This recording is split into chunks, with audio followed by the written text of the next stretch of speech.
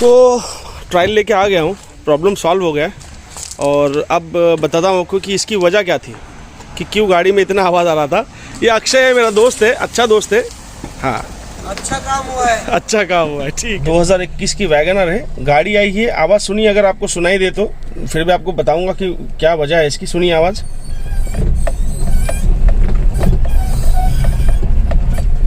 अब आपने आवाज़ तो सुना, बनाने का कोई वजह नहीं थी, लेकिन क्या हो गया है कि पिछले 2-3 महीने में 4-5 गाड़ी मेरे पास ऐसी आई है जिसका ये प्रॉब्लम हो रहा है कि ये आवाज़ आ रही है जब आप निकलते हो तो आवाज़। और जैसे मैं अभी ट्रायल के लिए गया था, पिछले बलेनो का भी यही हुआ था। बलेनो को भी 17-18 मॉडल की गाड़ी को ये प्रॉब्लम आया था, फिर एक वैगनर को भी आया था, इस वैगनर को भी आया है। मतलब मारुति की कार्स को प्रॉब्लम्स आ रहे हैं कि गाड़ी जब हम लोग निकालते हैं या फिर रिवर्स लेते हैं तो बहुत ज़्यादा तेज़ आवाज़ आ रही है। आप लोगों ने सुनी होगी अभी। तो मेरे दिमाग में एक चीज़ है कि क्या हो सकता है कि ये मैन्युफैक्चरिंग डिफेक्ट हो और ऐसी गाड़ियों को अब प्रॉब्लम आना शुरू हो गया है। क्या हो रहा है कि मास्टर सिलेंडर क्या कर रहा है और जिसकी वजह से डिस्क का क्या हालत क्या हो गई है और ब्रेक पैड्स का हालत क्या है। और जैसी गाड़ी मैंने अभी टेस्ट ड्राइव लिया, जैसे मैंने स्टीयरिंग से हाथ हटाया तो गाड़ी कभी इस तरफ जा रही है, कभी इस तरफ जा रही है, ब्रेक की वजह से। एकदम से नहीं जा रही, लेकिन माइनर जा रही है। तो अब चलो ढूंढते हैं कि इसकी वजह क्या है। वैसे जब ये गर्म होता है ना तो देखिए इस तरह से पूरा ब्लैक सा निकलता है यहाँ से, तो ये गर्म होने की वजह से है। तो चलो खोल के देखते हैं कि क्या तकलीफ है इसमें।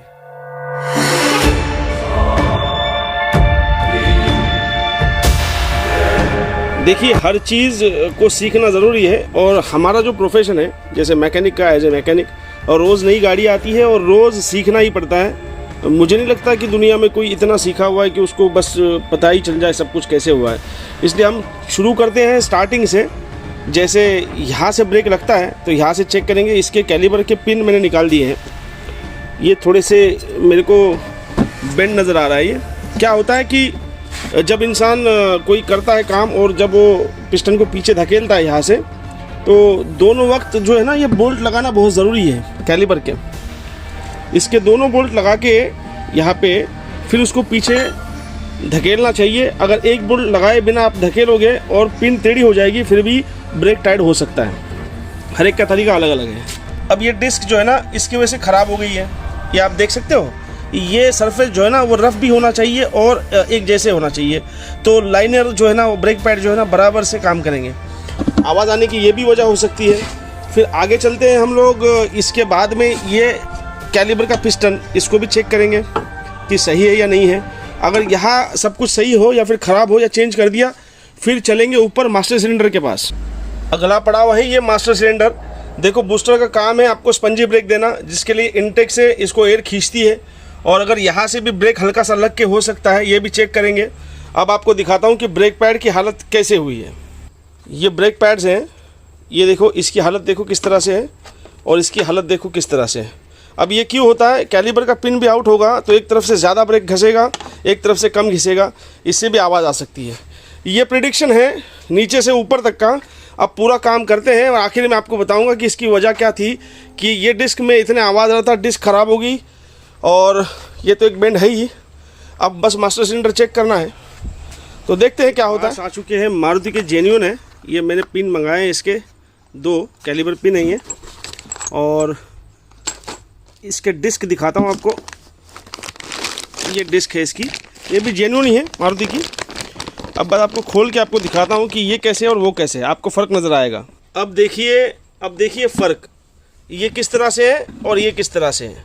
अब आप समझ ले कि जब ब्रेक पैड ख़त्म होने चाहिए, डिस्क ख़त्म नहीं होनी चाहिए। कभी कभी क्या होता है कि ओही सप्लाई में भी कोई मटेरियल अगर आपको ख़राब लग जाएगा तो वो डिस्क को ख़राब करेगा, ऐसे भी हो सकता है। बहुत सारी चीज़ें हैं, लास्ट में डिस्कस करेंगे। अब इसको फटाफट से फिटिंग करता हूँ, फिर मास्टर सिलेंडर खोलेंगे, उसको चेक करेंगे। ये भी जेन्युइन ही मंगाया मैंने, मारुति का, सस्ता सा है, कुछ अराउंड 800-900 रुपये के आसपास। अच्छा, 865 का है। चलो चलते हैं, फटाफट से काम ख़त्म करते हैं, फिर आपको बताऊंगा कि इसकी वजह क्या थी। और ये आवाज़ डिस्क हो गया, 2 कैलिबर पिन हो गया, ब्रेक पैड चेंज हो गए। अब निकाला है मास्टर सिलेंडर। हालांकि ये नया भी सस्ता मिलता है, लेकिन हम लोग बस चेक कर रहे हैं कि इसमें कोई दिक्कत है या नहीं। ये लेटेस्ट टेक्नोलॉजी है। पुराने इसमें यहाँ पे वॉशर्स आते थे पिस्टन के साथ में। अब इंजीनियर्स ने क्या बनाया है, देखो, इसके अंदर वॉशर्स फिट होते हैं और फिर ये पिस्टन जाएगा इसके अंदर। अब यहाँ पे दिक्कत हो सकती है कि यहाँ पे अगर पिस्टन थोड़ा सा भी टेढ़ा हो जाए या मॉइस्चर आ जाए तो ये ब्रेक पकड़ के रखेगा। तो ये तो पूरा बूस्टर के साथ में लेना पड़ता है। तो हम लोग इसको रिपेयर प्रॉब्लम आपने देख लिया, नीचे से ऊपर तक पूरा चेक किया, डिस्क ख़राब था दोनों चेंज किया, कैलिबर का पिन एक बेंड था वो चेंज किया। लेकिन अगर कैलिबर का पिन बेंड होता तो दोनों तरफ की डिस्क नहीं ख़राब होती, एक तरफ की होती। तो इसका फिर मैंने डिसीजन लिया कि भाई ऊपर चलते हैं। फिर जब मैंने मास्टर सिलेंडर को खोला तो वहाँ पे पिस्टन जो है ना वो किसी वजह से, मॉइस्चर से हो या फिर किसी ब्रेक ऑयल की ख़राबी की वजह से हो, डॉट फोर्स की वजह से हो, वो थोड़ा सा आके फंस रहा था। उसको क्लीन किया, सर्विस किया, फिर बिठाया, प्रॉब्लम सॉल्व हो गया। तो आप लोग ध्यान रखिए कि ऐसा प्रॉब्लम आने के बाद में इसी तरह से ढूंढना है इसको। और इसका खर्चा आया टोटल, दोनों डिस्क डाला और ब्रेक पैड डाला और उसके बाद में 2 पिस्टन पिन डाला मैंने, कैलिबर पिन डाला मैंने। तो कुल मिला के 4500 के समथिंग कुछ खर्चा है। आधा लीटर ब्रेक ऑयल लगा उसको डॉट 4 का। तो कस्टमर भी खुश हो गया, दोस्त ही है लेकिन काम अच्छा हुआ। तो उसने भी कहा कि भाई अच्छा काम हुआ है। अपना ख्याल रखिए। अगर आपको इन्फॉर्मेशन अच्छी लगे और इस तरह से इन्फॉर्मेशन आपको चाहिए, चैनल को लाइक सब्सक्राइब ज़रूर कर देना। मैं बहुत कम मरतबा कहता हूँ कि चैनल को सब्सक्राइब कर लीजिए। काम अच्छा लगेगा तो कोई भी उसको पसंद करेगा तो सब्सक्राइब ज़रूर करेगा। अपना ख्याल रखिए, धन्यवाद।